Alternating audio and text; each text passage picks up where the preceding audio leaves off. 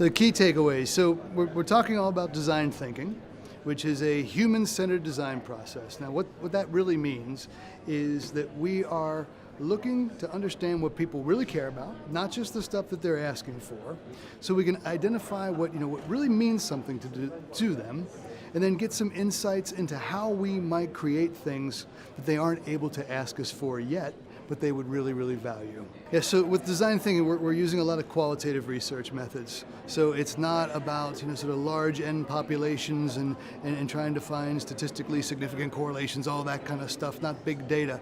That stuff certainly has its purpose, but with design thinking, it's about stories, it's about people, it's about trying to get underneath the surface into what they really care about, those kind of unexpressed needs we were talking about before. And once you've got that insight, then the thing to do really is allow yourself to go with it. And this is where we see a lot of organizations, whether law firms or corporates, we've got a kind of preset solution space to find, and that often is a limitation to our thinking. If you ask people what they want, they're going to say, we want lower fees, we want better service, we want more of this, for less. What design thinking is all about is gaining empathy and trying to find some inspiration for what people are going to need next. And that's what gives a firm or any organization that competitive advantage. So, as mentioned, I run a company called Treehouse Innovation. So, we've been around since 2010, we're based in London. As you might be able to tell, I'm not originally from London, I'm originally from Cincinnati, Ohio, but have been here for about 12 years. And my whole career I've spent doing innovation, started in the late 90s in the States, and now with Treehouse, we spend our time doing a few different things. First, we run design projects, so we'll work with all kinds of different organizations to help them design new things, new strategies, new processes, new products, services, all kinds of things using this design thinking approach. We also help people build that internal capability, so training programs, workshops, things like that.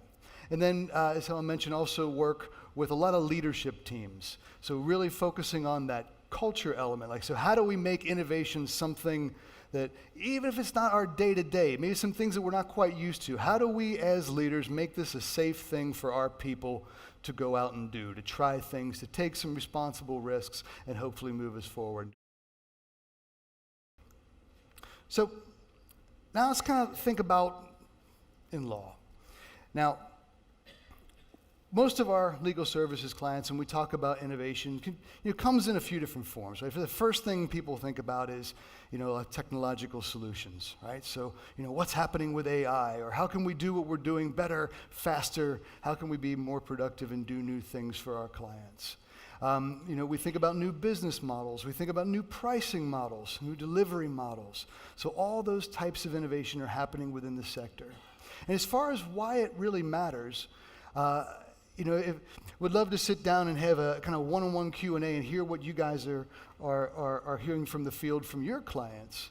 But what we're hearing when we talk with our legal services clients, we're hearing a few things. One, that there's a lot of change happening. New regulation, there's consolidation happening in certain sectors, and this sort of general sense of it's important to think about this now, because it's better to be a disruptor ultimately than it is to become one of the disrupted, right? It's better to get ahead of that change as opposed to have to follow once the course has already been set. We also hear a lot that clients are asking for it more than they ever have in the past. So sitting down with an in-house counsel, a GC is going to say, give me some fresh ideas. We've got this external firm, come on, bring us something new, bring us something fresh. And that demand has been coming on much more vocally, much more strongly in recent years. Another thing we're hearing is that it's just really important to be able to have that conversation with clients.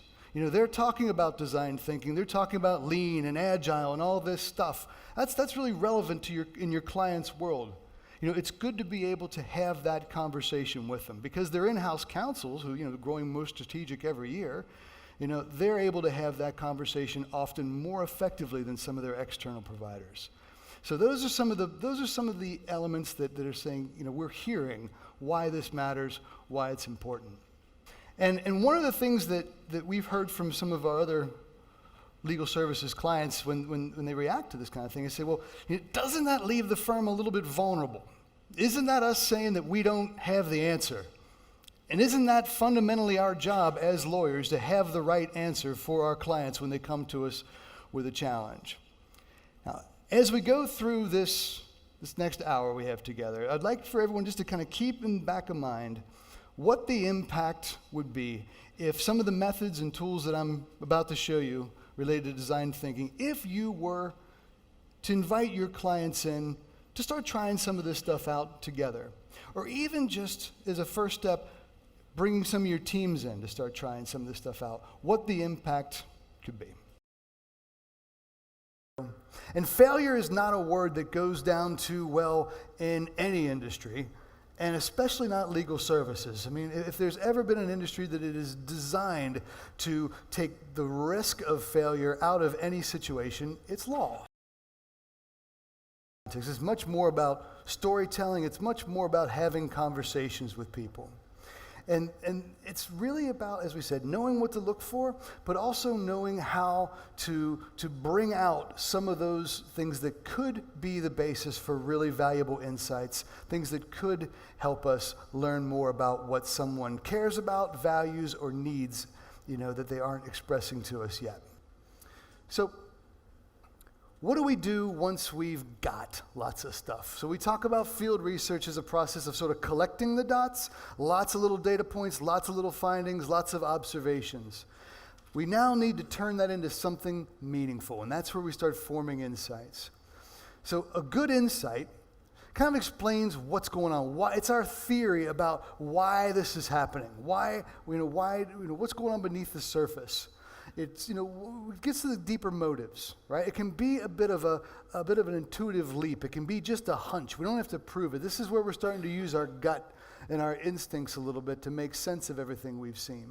So as you come out of today's session, what I'd really like you to take with you is there are these processes, there's techniques, all this good stuff, but at the heart of doing this, it is really all about habits and mindset, starting with empathy, showing as opposed to telling, radical collaboration, so getting people from other practices involved, getting your clients involved, experimentation, being mindful of a process, so knowing where you are within it, and then really this bias towards action, just going off, trying things, and doing things quickly.